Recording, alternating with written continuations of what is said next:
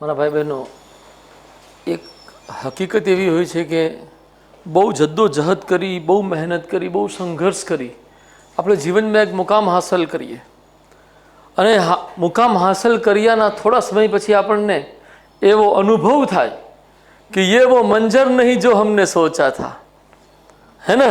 तो જે આશાઓ, આકાંક્ષાઓ, સપનાઓને ધ્યાને રાખી એ મુકામ સુધી પહોંચવાનો સંઘર્ષ કર્યો, એ મકામે પહોંચ્યા, એ સ્તર હાંસલ કર્યો, ત્યારે ખબર પડી કે આ એ સ્તર નથી જે કલ્પીને હું અહીંયા આવેલો. સ્તર તો એ આવી ગયું, પરંતુ આનંદ અને પ્રસન્નતાનું એ સ્તર મને મળ્યું નથી. એવી જ કાંઈક કેસ સ્ટડી 2023માં યુપીએસસીએ પૂછી અને એમાં એક રસિકા નામના વ્યક્તિ છે કે જે જોઈન્ટ સેક્રેટરીની પોસ્ટ ઉપર છે, જેને આપણે સુપર ક્લાસ 1 પોસ્ટ કહી શકીએ, અને તે પોતાના કામમાં વ્યસ્ત રહેવાના કારણે એક પ્રકારના અંતર્વિરોધનો શિકાર છે કે પરિવાર પ્રત્યેના મારા કર્તવ્ય અને સંગઠન જેમાં સંયુક્ત સચિવ પદ તરીકે કાર્ય કરી રહ્યા છે તેઓ પ્રત્યેના એમના કર્તવ્યમાં અંતર્વિરોધ છે.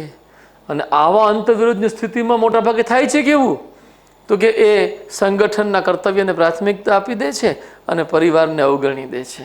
રાઈટ, આ પ્રકારની એક સ્થિતિ આ કેસ સ્ટડીમાં બતાવવામાં આવી. અને પછી એક એવો પ્રસ્તાવ મૂકવામાં આવ્યો કે જે રસિકાને લાગે છે કે એક રેખા ખેંચવી જોઈએ, એક બાઉન્ડ્રી હોવી જોઈએ કે અહીંયાથી પછી પરિવાર જ હોય અને અહીંયાથી પછી સંગઠન જ હોય. આ પ્રકારના મુદ્દાઓની રજૂઆત આમાં કરવામાં આવી છે. અને રાત્રે 9 વાગે 10 વાગે સંગઠનના કાર્ય, સરકારનું કામ છે એટલે 24 કલાક ડ્યુટી જેવું વાતાવરણ હોય, કારણ કે એટલા સંવેદનશીલ મુદ્દાઓ એમના હાથમાં હોય. પરંતુ અહીંયા कि वह स्मरण करती है कि कैसे वह इस पोस्टिंग के प्रति उत्सुक थी. કેટલું બધું ઓલું હતું, ચામ હતો, અને પછી અહીંયા ગયા પછી કેટલી મહેનત કરેલી, બધું બતાવેલું છે આમાં. તે છતાં જે પ્રશ્ન ઊભા થાય છે એ પ્રશ્ન કંઈક આ પ્રકારના છે. इस मामले में शामिल नैतिक मुद्दों पर चर्चा कीजिए. Discuss the ethical issues involve in this case. तो મેં ડિસ્કશન નથી કર્યું, પણ નૈતિક મુદ્દાઓ એક પ્રકાર તમારી સમક્ષ રજૂ કર્યા છે જેની પર તમારે ચર્ચા કરવી જોઈએ. બાકી મારો વિસ્તાર થઈ જાય એમાં, તો હું બધા મુદ્દા લાવવા માગતો હતો. તો એ ડિસ્કસના સંદર્ભમાં પહેલો નૈતિક મુદ્દો એ છે કે રસિકા કર્તવ્યના અંતર્વિરોધનો પડકારનો સામનો કરી રહી છે. એક તરફ સંયુક્ત સચિવના પદથી જોડાયેલા કર્તવ્ય છે અને બીજી તરફ માતાના દરજ્જાથી જોડાયેલા કર્તવ્ય છે.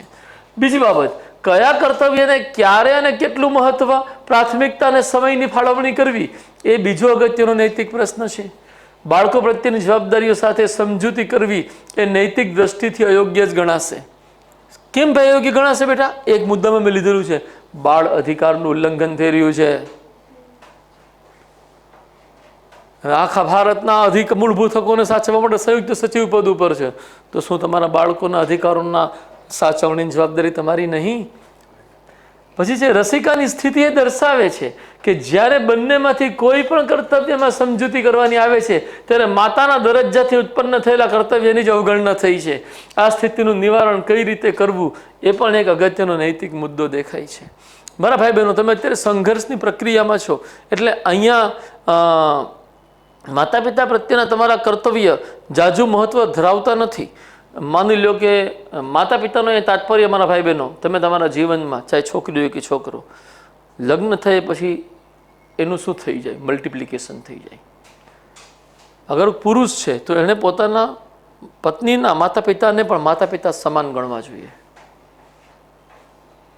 મહિલા એ પણ પોતાના સાસુ સસરાને માતા પિતા સમાન ગણવા જોઈએ. આ જો અભિગમ રાખશો તો એનો ફાયદો શું થશે? જે પતિ પત્ની છે એની વચ્ચે સારામાં સારું કોમ્બિનેશન આવશે. ઉદ્દેશ જે છે એ આ છે, ઓકે, છોડો.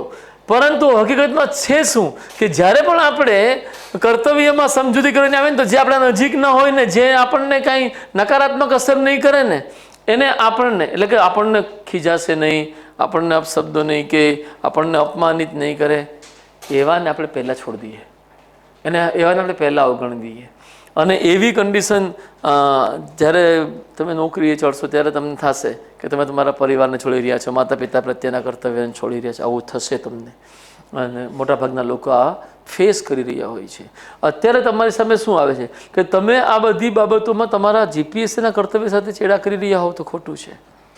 બીજી બાબત, તમારા શરીરના સ્વાસ્થ્ય સાથે ચેડા કરી રહ્યા હોવ તો ખોટું છે.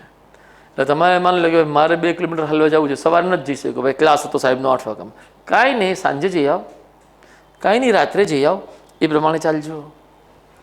આને તો ખાવું બહુ જોઈએ, તારે ખાવાના કર્તવ્ય પૂરું નિભાવવું જોઈએ. પછી છે એકવાર ચક્કર આવી ગયા હતા નબળાઈના કારણે. રસિકાના પતિ પણ એક ખાનગી સંગઠનથી જોડાયેલા છે અને તેઓ પણ વ્યસ્ત જ રહે છે. બાપુ તો બહાર જ ફરતા હોય એવું પણ દેખાડવામાં આવ્યું. આવી સ્થિતિ એક રીતે બાળકોના અધિકારોના ઉલ્લંઘનને દર્શાવે છે, કારણ કે પતિ પણ નહીં, એટલે પત્ની તો જે મહિલા છે સભ્ય એ તો નથી જ હાજર રહી શકતા, પતિ પણ હાજર નથી. આવી પરિસ્થિતિમાં બાળકોની માનસિકતા અને વિકાસ ઉપર પ્રતિકૂળ અસર થઈ શકે છે. પછી છે એક કર્મચારીના રૂપમાં રસિકાના અધિકારોનો મુદ્દો પણ અહીં અગત્યનો છે, કારણ કે તેણીએ રવિવારે પણ કાર્ય કરવાની સ્થિતિ ઊભી થઈ રહી છે. તો આ પણ થાય, રવિવારે પણ કામ કરશે તો એના શરીર ઉપર, એની ક્ષમતા ઉપર પણ પ્રતિકૂળ અસર થઈ શકે છે. આ બધા મુદ્દાઓ ઉપર આપણે ચર્ચા કરવી જોઈએ એવું મારું માનવું છે. एक और प्रश्न तो 3 प्रश्नों बीजो प्रश्न, महिलाओं के लिए एक स्वस्थ, सुरक्षित और न्याय संगत कार्य परिवेश मुहैया कराने के संदर्भ में सरकार द्वारा बनाए गए कम से कम 4 कानूनों का संक्षेप में वर्णन कीजिए. Briefly describe at least 4 laws that have been enacted by the government with respect to providing a healthy, safe and equitable working environment for women. તેમાં મેં પહેલો જે કાયદો લીધો છે વ્યાવસાયિક સલામતી, આરોગ્ય અને કાર્ય પરિસ્થિતિઓ કોડ 2020, અંગ્રેજીમાં આપણે એને the occupational safety, health and working conditions code 2020. હવે આવો કાયદો આપણે જ્યારે એક્ઝામમાં રિયલમાં લખતા હોય તો દરેક શબ્દ યાદ ન આવે એવું બની શકે. તો આપણે તરત જ એમાં એક આવો વિચાર રજૂ કરવો જોઈએ કે એક સમગ્રલક્ષી કોડ જાહેર કરવામાં આવ્યો છે જે તમામ કર્મચારીઓ અને નોકરિયાતો ઉપર લાગુ થાય છે. આવું તો બનાવી શકો, 2020 તો યાદ રહી શકે. તમને કદાચ આ તો એક ઓફિશિયલ નામ યાદ નથી, એની બહુ પરવા અત્યારે જો યાદ હોય તો બહુ સારું અભિવ્યક્તિ કહેવાય. યાદ ન જ રાખતા એવું હું નથી કહેતો, એવું કહું છું, યાદ નથી એને બહુ મોટો ઇસ્યુ ન બનાવતા. ઓકે, હવે એના મેં 2-3 મુદ્દા લીધા. આ કોડ દેશના વિવિધ શ્રમ કાયદાઓને એકીકૃત કરે છે અને બધા માટે સલામત કાર્ય પરિસ્થિતિઓ પર ભાર મૂકે છે. આ કાયદામાં મહિલાઓ માટે ચોક્કસ જોગવાઈઓ થઈ છે જે મહિલાઓને આરોગ્યપ્રદ, સુરક્ષિત અને સમાન કાર્ય વાતાવરણ પ્રદાન કરે છે. દાખલા તરીકે આ કોડ દ્વારા રાત્રિ શિફ્ટ દરમિયાન મહિલાઓની ભૂમિકા અંગે સ્પષ્ટ ધારાધોરણો બનાવવામાં આવ્યા છે. ત્રીજી બાબત, આ કોડ દ્વારા કાર્યસ્થળે એવું વાતાવરણ બનાવવા અંગે વિસ્તૃત જોગવાઈઓ થઈ છે જ્યાં મહિલાઓ ગૌરવ, સલામતી અને સમાન તકો સાથે કામ કરી શકે. ચોથી બાબત, આ કોડ મહિલાઓને માત્ર શારીરિક સલામતી જ નહીં પરંતુ કાર્યસ્થળમાં મહિલાઓ પ્રત્યે થતા ભેદભાવ અને ઉત્પીડનને સમાપ્ત કરે છે તથા મહિલાઓની વિશિષ્ટ જરૂરિયાતોથી જોડાયેલા મુદ્દાઓ ઉપર સંવેદનશીલતા સાથેની જોગવાઈઓ કરે છે. દાખલા તરીકે મહિલાઓ માટે અલગ શૌચાલય, ચેન્જિંગ રૂમની સુવિધા વગેરેની પણ જોગવાઈ થઈ છે. આ થોડોક મેં વિસ્તારથી જોગવાઈઓ લીધી કારણ કે મને લાગે કે આ પોતાનામાં કાયદો પૂછાઈ શકે એવી મને એમાં સ્થિતિ દેખાય છે. કાર્યસ્થળ પર મહિલાઓનું જાતિ સતામણી નિવારણ પ્રતિબંધ અને નિવારણ અધિનિયમ 2013 આ કાયદો એવી ફરજિયાત જોગવાઈ કરે છે કે નોકરીદાતાઓ દ્વારા કાર્યસ્થળે જાતિ સતામણીથી મુક્ત, સલામત અને મહિલાઓ માટે સન્માનનીય વાતાવરણ બનાવવામાં આવે. આ કાયદામાં એવી જોગવાઈ છે કે સંગઠનમાં એક આંતરિક સમિતિ સ્થાપિત કરવામાં આવશે જે મહિલાઓની આવી ફરિયાદોને સંબોધવાનું અને ગુનેગારો સામે પગલાં લેવાનું કાર્ય કરશે. ત્રીજી બાબત, સુપ્રીમ કોર્ટની વિશાખા ગાઈડલાઇનના આધારે નિર્મિત કરાયેલા અધિનિયમ મહિલાઓને કાર્યસ્થળે સુરક્ષા આપવામાં અગત્યની ભૂમિકા ભજવી રહ્યો છે. અંગ્રેજી છે sexual harassment of woman at workplace prevention, prohibition and redressal act 2013. ત્રીજો કાયદો છે મેટર્નિટી બેનિફિટ અધિનિયમ 1961. આ કાયદો મહિલાઓ માટે પ્રસૂતિ રજાની જોગવાઈ કરે છે અને 2017ના સુધારા દ્વારા પ્રસૂતિ રજાની અવધિને વધારીને 26 સપ્તાહ કરી દેવામાં આવી છે. આ કાયદા હેઠળ પ્રસૂતિ રજાઓ પૂર્ણ થયા પછી વર્ક ફ્રોમ હોમ જેવી સુવિધા અપનાવવાનો વિકલ્પ સ્વીકારી શકાય છે.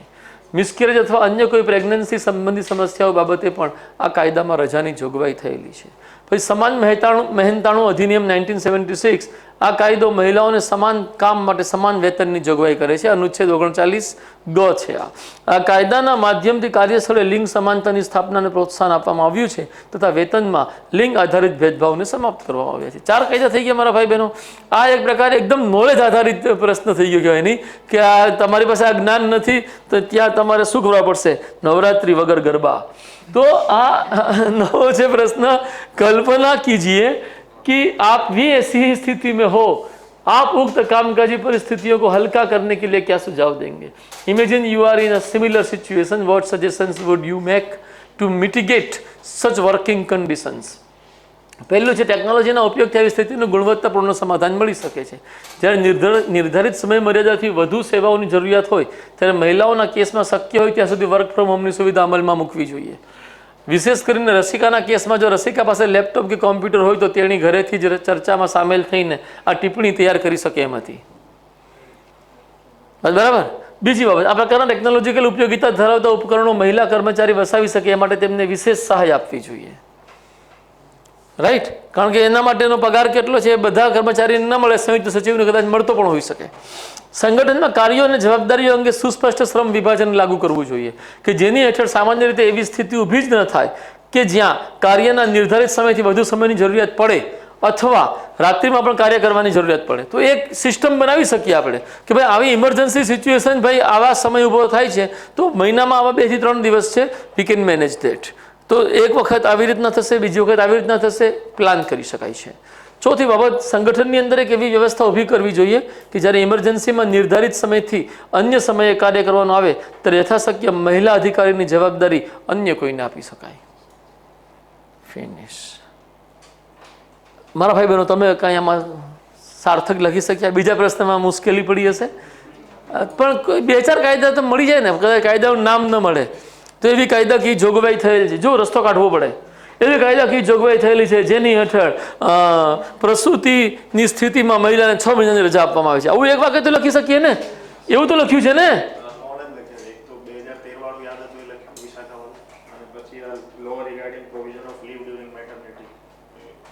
હા બરાબર છે, કોઈ ચિંતા નહીં, આપણે 4 લખી શકીએ, બહુ સારી વાત છે.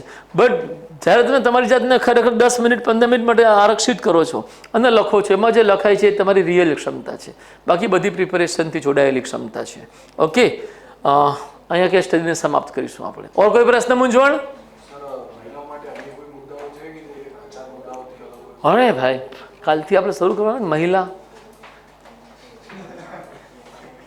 યુપીએસસીના સિલેબસમાં બધું છે એટલે તેઓ આ પૂછી શકે છે. આપણા સિલેબસમાં હતું નહીં તો આપણે તૈયાર કરતા નહીં, હવે છે તો હવે આપણે મહિલાઓના સંબંધમાં વેરિયસ ડાયમેન્શન ઉપર વધારે ચર્ચા કરીશું. પહેલાં સીમિત અને સંક્ષિપ્ત ચર્ચાઓ કરેલી છે. અને ધ્યાનમાં રાખો, એક સ્ટેજ આવી જાય ને લખતા આવડે ત્યારે આ પ્રકારના પ્રશ્નોમાં તમારા કોમન સેન્સથી જ જવાબ આપી શકો છો તમે. આ જ્ઞાનાત્મક મહત્વના મુદ્દા છોડી દો. એકવાર તમે તટસ્થ અને સંતુલિત રીતે વિચારતા થઈ જવા જોઈએ, જ્યાં તમારા બાયસ ના હોય. હા બોલ બેટા.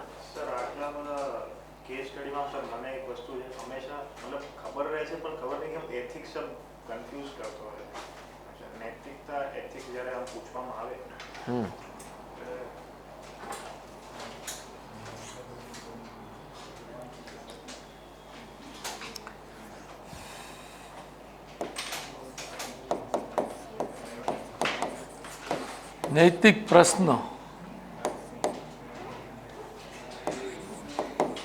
નું ક્ષેત્ર,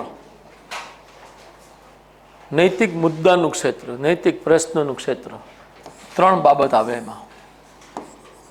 નંબર 1, કોઈ પણ બાબતમાં તમારા આદર્શ ફિક્સ હશે, એ આદર્શને અનુસાર થયું છે કે નથી થયું, પહેલો નૈતિક મુદ્દો બને. બીજું, કર્મ. આવું લખશું આપણે, સંકલ્પ સ્વાતંત્ર્ય આધારિત કર્મ. તમે મારા દબાણથી કર્મ કરી રહ્યા હોવ, કોઈ માની લો મેં તમને કીધું અત્યારે લખો આ કેસ સ્ટડીનો જવાબ, તો એમાં તમને એવું પૂછવામાં કે ભાઈ સાહેબ તમારી સ્વેચ્છા ઉપર તમારે લખવો જ કે નથી લખવો, અને તમે એવો નિર્ણય લેતા હો કે મારે નથી લખવો, તો હવે પછી તમે લખવા બેઠા તો એ હકીકતમાં સંકલ્પ સ્વતંત્રતા એમાં છે નહીં. હવે સંકલ્પ સ્વતંત્રતા આધારિત કર્મ છે કે નહીં એ પણ એક અગત્યનો નૈતિક પ્રશ્ન છે. એક એક્ઝામ્પલ લઈએ. દ્રશ્યમ ફિલ્મની અંદર જે છોકરી બતાવવામાં આવી જેના દ્વારા હત્યા થઈ ગઈ, એ હત્યા થવી એના સંકલ્પ સ્વાતંત્ર્યનો નિર્ણય હતો કે ના હતો? શું તે હત્યા કરવા માંગતી હતી? એનો ઇન્ટેન્શન હતો? નહીં.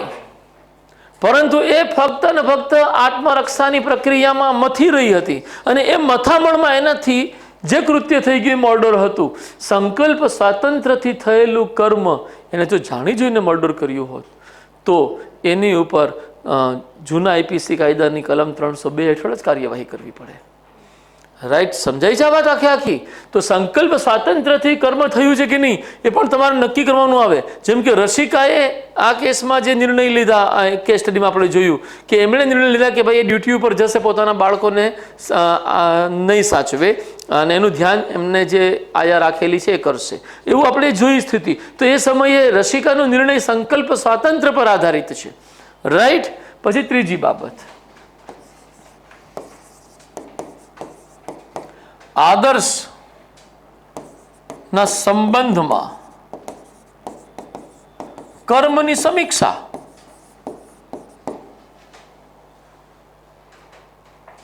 આ આદર્શના સંબંધમાં કર્મ તમારું થયું છે કે નથી થયું એની સમીક્ષા પણ નૈતિક પ્રશ્ન ઊભા કરે. હવે અહીંયા તમે જોશો કે કોઈ કેસમાં આપણે જે કેસ સ્ટડી ભણી રહ્યા છીએ એની અંતર્ગત કે બાળકો પ્રત્યેના કર્તવ્ય પણ આદર્શ છે વ્યક્તિ માટે, જે મહિલા કર્મચારી છે એમના માટે, અને પોતાના સંગઠન પ્રત્યેના કર્તવ્ય પણ આદર્શ છે મહિલા કર્મચારી માટે. હવે અહીંયાથી એક કર્તવ્યનો અંતરવિરોધ ઊભો થયો, અથવા આપણે કહી શકીએ આદર્શનો અંતરવિરોધ ઊભો થયો. અને આવા અંતરવિરોધની પરિસ્થિતિમાં એમણે જે નિર્ણય લીધા અને એમણે જે કર્મ કર્યા એમાં સંગઠનને પ્રાયોરિટી છે, તો એના કર્મની સમીક્ષા થશે કે અસંતુલિત કાર્યવાહી કરવામાં આવી છે. હવે આ મુદ્દો સમજાય. બીજી બાબત ધ્યાનમાં રાખજો. અર્જુન કંઈક આવી પરિસ્થિતિમાં છે. અર્જુનને પોતાના પરિવાર પ્રત્યેના લાગણીનો આદર્શ કે બંધુ બાંધવોની હત્યા ન કરવી જોઈએ, એનું તો રક્ષણ અને પોષણ કરવું જોઈએ, અને બીજો આદર્શ કે અન્યાય દુરાચારને સ્વીકાર ન કરવો જોઈએ, એને તો સમાપ્ત કરવા માટે પૂરી શક્તિ લગાડી દેવી જોઈએ. આ બંને આદર્શમાં એ બંધુ બાંધવો પ્રત્યેની લાગણીથી બંધાઈ જવાની સ્થિતિમાં છે ભગવદ્ ગીતાનો પ્રથમ અધ્યાય અર્જુન વિષાદ યોગ. તો નૈતિક પ્રશ્ન, નૈતિક મુદ્દા ઊભા ક્યાં થશે? જ્યાં કર્તવ્ય, આદર્શ, પસંદગી, મૂલ્ય એનાથી જોડાયેલી બાબતો અને વ્યવહારમાં થતું એનું પ્રદર્શન યા વ્યવહારમાં થતું આપણું વર્તન, એ બંને વચ્ચેના સંબંધો નૈતિક મુદ્દાઓથી જોડાયેલા છે.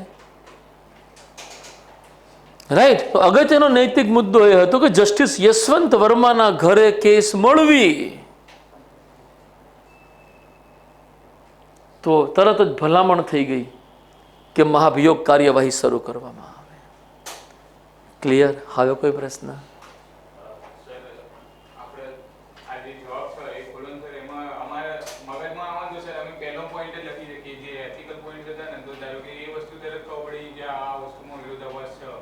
હા, તમે લખી શક્યા ને? ઓહ,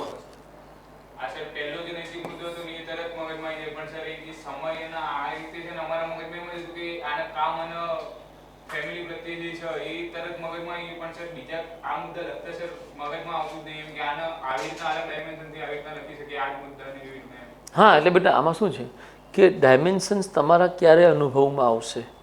રાઈટ? જ્યારે તમે કોરિલેટ કરી શકશો વાતોને. કોરિલેશન કરવા માટે શું કરવું પડે? 3 કામ. એક, આપણે આપણી જે ક્લાસ નોટ છે ને વારંવાર વાંચીને એને કોરિલેટ કરીએ. બીજું, કરંટ અફેર્સ ઉપર કમાન્ડ. ત્રીજું, આપણે અભ્યાસ કરતા રહીએ. બેટા આ 3 આપણે કરી રહ્યા છીએ. હવે જે તું કહે છે કે માની લે કે બાળકોના અધિકાર મને એક આદર્શ દેખાણા, મેં ક્યાં બતાવ્યું? 3જા પોઈન્ટમાં. હા હા, રાઈટ? તો બાળકોના અધિકાર તો એ આદર્શ છે જ ને આપણા માટે. ચાહે આખા ભારતના સરકારની દ્રષ્ટિથી જોઈએ, જ્યારે આપણે પરિવારના દ્રષ્ટિથી જોઈએ તો તરત આપણા આદર્શના ઉલ્લંઘનનો પ્રશ્ન ઊભો થઈ ગયો. અહીંયા પણ આદર્શનું ઉલ્લંઘન થઈ રહ્યું છે અને એ બધા મુદ્દા મેં નૈતિક મુદ્દાના રૂપમાં લીધા.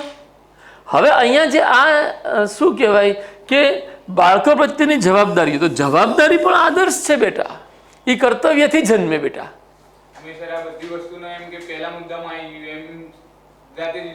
હા, એવું આપણે કરી શકીએ. એમાં તમે પહેલો મુદ્દો લખો છો ને તો બધા મુદ્દા આવી જાય છે, હું એનો ઇનકાર નથી કરતો, પરંતુ આપણને શબ્દ મર્યાદા 250 શબ્દની આપવામાં આવે છે, એટલે આપણે એનું એક્સપ્લેનેશન કરવું પડી રહ્યું છે, રાઈટ. જેમ કે આપણે હમણાં શોર્ટમાં લખતા હતા તો આપણે એવું લખી નાખ્યું એકતંત્રી લક્ષણો, તો અહીંયા કંઈ આપણને શબ્દ મર્યાદા હતી નહીં. હવે માની લે એ જ વસ્તુ આપણે 300 શબ્દમાં કીધી હોત તો આપણે ફટાફટ નોટમાંથી કાઢત, રાજ્યપાલની નિમણૂક થઈ છે, આમ છે તેમ છે, 25 વસ્તુ લઈ આવત.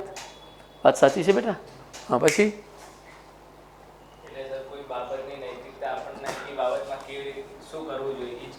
શું કરવું જોઈએ એ જ કહે, એ જ કહે બેટા. હવે અહીંયાથી બોલાય નીતિશાસ્ત્રનો અભ્યાસ નૈતિક આદર્શોનો અભ્યાસ છે, રાઈટ. અને આદર્શ શું હોવો જોઈએ? તો આદર્શ બે વસ્તુ હોય. એક તો સત્ય આદર્શ હોવો જોઈએ, સત્ય આદર્શ હોવો જોઈએ. હવે ધ્યાનમાં રાખજો કે તમે અધિકારી છો, સરકારી અધિકારી, તો તમારા માટે સત્ય શું છે? જે નિયમ કાયદો અને બંધારણ કહે છે એ સત્ય છે. હવે નિયમ કાયદો અને બંધારણ એમ કહે છે કે અત્યારે બપોરના 12:30 વાગ્યા છે, અત્યારે એમ કહે છે કે અત્યારે રાતના 1:30 વાગ્યા છે, તો આપણે 1:30 જ માનશું, આપણા માટે સત્ય જ છે, રાઈટ. અને બીજો આદર્શ શુભનો આદર્શ છે, રાઈટ. તો જે સત્ય છે, જે શુભ છે, એ જ આદર્શ છે. આ આદર્શની મારી પરિભાષા આપણે લાગુ કરશું અને આપણી સંસ્કૃતિ આ બંનેના એકીકરણને બતાવે. આ જ તો બેટા સુંદર હોય. What is beauty? જે સાચું છે ને જે શુભકારી છે એ જ બ્યુટી છે. અને એટલે આદર્શ છે સત્યમ શિવમ સુંદરમ. એમને નહીં આવ્યા આ શબ્દ. શિવનો અર્થ અહીંયા શુભથી થાય. સત્યમ શિવમ સુંદરમના આદર્શને ધ્યાને રાખી ભારતીય સંસ્કૃતિની પરંપરાઓ નક્કી કરવામાં આવી છે. ઓકે, ચાલો હવે તને ક્લિયર થાય બેટા. નૈતિક આદર્શ, ઓલા સંકલ્પ સ્વાતંત્રતા આધારિત કર્મ અને પછી નૈતિક સમીક્ષા, આ 3 જ વસ્તુ કેન્દ્ર બિંદુ છે નીતિશાસ્ત્રની. અગર સુપ્રીમ કોર્ટ એમ કે કોઈ નિર્ણય આપ્યો કે ઇન્ટરનેટનો હક અભિવ્યક્તિની સ્વતંત્રતાનો હક છે, રાઈટ, તો એ તો એણે નૈતિક આદર્શ ઉપર કરેલી નૈતિક સમીક્ષા અને આપેલો નૈતિક નિર્ણય છે. નૈતિક નિર્ણય શું આપ્યો? ઇન્ટરનેટની સ્વતંત્રતા અભિવ્યક્તિની સ્વતંત્રતા છે. નૈતિક સમીક્ષા કયા આદર્શ ઉપર કરી? અનુચ્છેદ 19(1) ના આદર્શ ઉપર. પાકે ગળે ઉતરે. મળીએ કાલે.